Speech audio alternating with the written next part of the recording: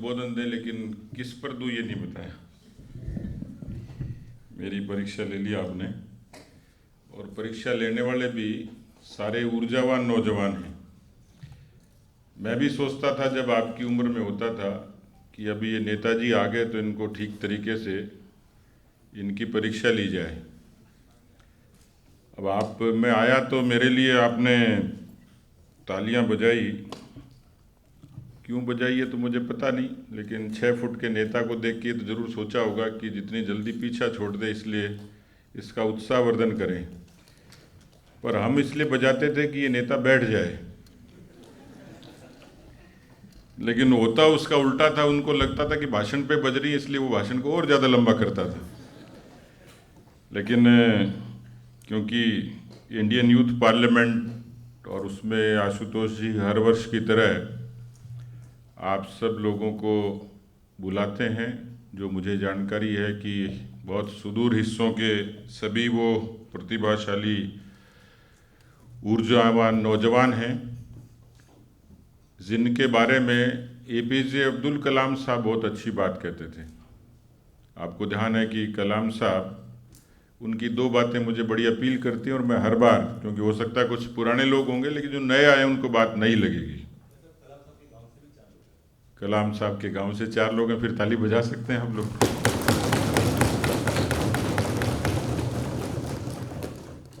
क्योंकि विषय लोकतंत्र से जुड़ा हुआ है और मुझे अनायास याद आ गया। मैं कोई बहुत मानसिक रूप से तैयार नहीं होके आया कि मुझे क्या बोलना है, न मुझे इन्होंने बताया था। लेकिन क्योंकि हम दुनिया के सबसे बड़े, विश्व के सबसे बड़े लोकतांत्रिक देश के नागरिक हैं, और इसलिए लोकतंत्र के बारे में ये कहा जाता है कि अपना देश, अपनी माटी, संस्कृति, विरासत, इतिहास, ये सब लोगों को गौरव देती हैं, सुकून देती हैं, और जो बहुत पुरातन देश है उनकी अपनी एक परंपरा भी है। तो लेकिन इस देश ने बहुत संघर्षों के बाद भी बहुत सारी उपलब्धियां अर्जित की हैं। हम ऐसे देश हैं जो संस्कृतियों के और विकृतियों के बीच में जीते हैं। ऐसा नहीं है कि हमारा लोकतंत्र बहुत एकदम 24 कैरेट है, पर्दे के आगे कुछ और है, पर्दे के भीतर कुछ और है। कुछ कमियां कमजोरियां भी हैं, लेकिन खूबियां भी हैं। दुनिया में अंतरिक्ष की 100 से ज़्यादा छलांग लगाने वाले देश हैं, दुनिया के सबसे बड़े मानव संसाधन हैं, दुनिया की ऐसी प्रतिभाएं हैं जो नासा में भी काम करती हैं, दुनिया के सबसे बड़े देश के सबसे बड़ी स्पेस एजेंसी में। वहाँ यदि अच्छे सॉफ्टवेयर इंजीनियर हैं तो भारत के हैं, कार्डियोलॉजिस्ट हैं तो भारत के हैं। ये तमाम खूबियां हैं, और दुनिया के किसी भी देश में जाएंगे तो कहीं न कहीं भारतीय अपनी छाप छोड़ते हुए नजर आ जाएगा। 135 करोड़ के देश की चुनौतियां यूं खूब हैं, लेकिन फिर भी मुझे कोई आप में से पूछे कि आपने भारत की तारीफ करी तो एक खूबी तो बताइए, लेकिन ये बताइए कि एक शब्द में बताइए। तो ये चुनौती आपके लिए भी होगी और मेरे लिए भी होगी, लेकिन मैं वो एक शब्द चुनूंगा कि भारत का लोकतंत्र, ये भारत की विश्व में सबसे बड़ी ताकत है। और वो इसलिए है कि जिस कमी और खामियों का हमने जिक्र किया है, इस लोकतंत्र को हमने प्रिजर्व रखा है, अक्षुण्ण रखा है। हम देखते हैं कि दुनिया के देशों में कहीं बिखर गए, कहीं प्रक्रिया बदल गई, और फॉर्म अलग अलग है लोकतंत्र की। कहीं अध्यक्षीय प्रणाली है, कहीं निर्वाचन के जरिए आते हैं, कहीं अप्रत्यक्ष रूप से हैं विचारों के नाते, कहीं पूंजीवाद है, कहीं साम्यवाद है, कहीं समाजवाद है। यानी लोकतंत्र की अपनी एक मिश्रित सी व्यवस्था है पूरी दुनिया में। लेकिन इससे कोई इनकार नहीं करेगा, इस लोकतंत्र की व्यवस्था में बहुत निराशा के बीच में भी जब बहुत अवसाद होता है, परेशानी होती है, तो मैं कई बार पूछता हूं कि क्यों, क्या मुगल अच्छे थे क्या? तो लोग कहेंगे नहीं। क्या मुगलों को वापस बुलाएं? फिर क्या अंग्रेज अच्छे थे क्या? तो उनसे पूछो जो पिंजरे में बंद पंछी है, और उससे खोल के छोड़ो, उस पिंजरे से पूछो कि आज़ादी क्या होती है। और इसलिए हमने इस लोकतंत्र को वास्तव में जिया है, जीवंत किया है।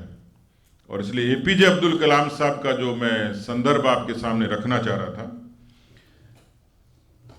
मैं उनको ठीक से फॉलो करता था, तो मुझे अच्छे तरीके से ध्यान है, क्योंकि हम जो बहुत सनातनी और आस्थावान लोग हैं वो मुहूर्त में, शुभ मुहूर्त में बहुत भरोसा करते हैं, करना भी चाहिए। कलाम साहब जब माननीय श्रद्धेय अटल बिहारी वाजपेयी जी के समय जब एनडीए की सरकार थी, मित्रों ये भी कम नहीं है कि देश में डेमोक्रेसी में गठबंधन की सरकारें चलाना हर किसी के बस की बात नहीं है। कई बार तो घर की एकता ही बड़ी मुश्किल होती है, और उस जमाने में ऐसे फैसले लेना, तो मैं अटल बिहारी वाजपेयी जी को अनेक खूबियों के बावजूद, क्योंकि मुझे लगता है कि जिस तरीके के वो स्टेट्समैन थे, पॉलिटिशियन कम थे, और एक ऐसे राजनेता थे कि जिन्होंने उस विकट परिस्थिति में देश को एक नई दिशा दी थी। उनके हिस्से में बहुत सारी खूबियां हैं। जब लोगों ने यह कहा था कि हिंदुस्तान कमजोर हो गया और हिंदुस्तान कभी भी परमाणु ताकत हासिल नहीं कर सकता, उस जमाने में यूरोप की, अमेरिका की इतनी सैंक्शंस की धमकियों के बावजूद भारत की अपनी ताकत के बूते पर इसी राजस्थान की पोखरण की पवित्र भूमि पर परमाणु का विस्फोट करके हिंदुस्तान को परमाणु शक्ति संपन्न बनाने का उस दौर में काम किया। मैं वाजपेयी साहब की अनेक नीतियों से बहुत आसक्त हूं, और मुझे, क्योंकि केवल इसलिए नहीं कि मैं एक दल विशेष का कार्यकर्ता और नेता हूं और केवल मैं उसी की तारीफ कर रहा हूं, लेकिन यदि आप लोकतंत्र का और उस युग का थोड़ा इतिहास और पृष्ठभूमि पढ़ेंगे तो आपको बहुत सारी चीजें संज्ञान में आएंगी, ध्यान में आएंगी। तो लेकिन मुझे जो अपील करती थी वाजपेयी साहब की, किसान क्रेडिट कार्ड, प्रधानमंत्री फसल बीमा योजना, गांव को शहरों से जोड़ना, ये कल्पनातीत बात थी। जो आज नेशनल हाईवेज देखते हैं, और वो यही कहते थे कि ये जो हाईवे हैं जिस पर पहिया घूमता है, ये पहिया केवल किसी ट्रक और किसी वाहन का नहीं है, ये देश की अर्थव्यवस्था का पहिया है, और वो तभी घूमेगा जब सड़कें ठीक होंगी। और इसलिए उसके आगे उन्होंने क्या सोचा, नहीं तो देश का प्रधानमंत्री गांव की सड़क के बारे में सोचे, ये बहुत कल्पना से परे होती थी। और वो यदि आंकड़ा आप सुनेंगे तो आपको ताज्जुब होगा कि उस प्रधानमंत्री ग्राम सड़क योजना के इनिशिएटिव ने 7 लाख करोड़ की किलोमीटर की सड़कें हिंदुस्तान में बनाई। यानी हिंदुस्तान को बदलने में एक उन्होंने शुरुआत की। ये सब चीजें मुझे अच्छी लगती हैं क्योंकि मैं गांव से जुड़ा हूं और उन चीजों को देखता था, महसूस करता था। लेकिन उनके अनेक फैसलों में जिस फैसले ने सुकून दिया सबसे ज्यादा, वो था एपीजे अब्दुल कलाम साहब का राष्ट्रपति के लिए उनका नामांकन तय करना। कलाम साहब ने क्या कहा, उनका जब राष्ट्रपति के लिए नामांकन होना था तो उस समय के प्रधानमंत्री कार्यालय के मंत्री ने पूछा, कलाम साहब, राष्ट्रपति का पर्चा भरने के लिए, नॉमिनेशन भरने के लिए, नामांकन के लिए कौन सा मुहूर्त शुभ होगा? कलाम साहब ने बहुत खूबसूरत जवाब दिया। उन्होंने कहा कि भारत की धरती पर पैदा होना ही सौभाग्य है, सबसे शुभ मुहूर्त यही है। फिर उन्होंने भारत के लोकतंत्र को किस तरीके से मजबूती से अपने शब्दों से स्थापित किया। उन्होंने कहा कि मैं एक गरीब मछुआरे के घर में पैदा हुआ और मैं आज दुनिया के सबसे बड़े लोकतंत्र का राष्ट्रपति बनूंगा, मुखिया बनूंगा। ये खूबी किसी देश के लोकतंत्र में है तो भारत में है कि मेरे जैसा एक साधारण परिवार का मछुआरा इस देश का राष्ट्रपति बनेगा।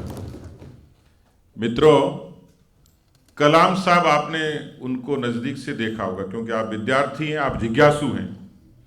नहीं देखा होगा तो उनको पढ़िए, उनके बारे में बहुत सारा साहित्य है और सारा फोकस आप लोगों पर ही था। स्कूल और कॉलेज के विद्यार्थियों पर था, तो जब अक्सर जाते थे, मैं कई बार यूट्यूब पे देखता हूँ कुछ पुराने उनके संदर्भ, तो जब वो स्कूल और कॉलेजेस में जाते थे राष्ट्रपति बनने के बाद में, उनकी प्राथमिकता होती थी कि मैं उन बच्चों के बीच में जाऊंगा, संवाद करूंगा तो अक्सर हमारी इस लोकतंत्र की व्यवस्था में होता ही है कि अखबार नवीस पूछते हैं कि कलाम साहब, आप तो सिरमौर हैं दुनिया के सबसे बड़े लोकतंत्र के, आप राष्ट्रपति हैं, लेकिन इन स्कूल और कॉलेज में आप क्या ढूंढते हो? तो जो जवाब दिया वो लाजवाब था। उन्होंने कहा कि मैं स्कूल और कॉलेज के बच्चों के चेहरों पर भारत का भविष्य ढूंढता हूं। आप लोग, हो सकता है किसी जाति से, पंथ से, मजहब से, अमीरी से, गरीबी से, छोटे बड़े किसी भी वर्ग के होंगे। आपके अपने सपने भी होंगे, क्योंकि ये कहा जाता है कि आज की पीढ़ी ये कैरियरिस्टिक है, बुराई नहीं है। ये पीढ़ी एम्बिशियस है, महत्वाकांक्षी है, बुराई नहीं है। पर ये पीढ़ी भारत की पीढ़ी है।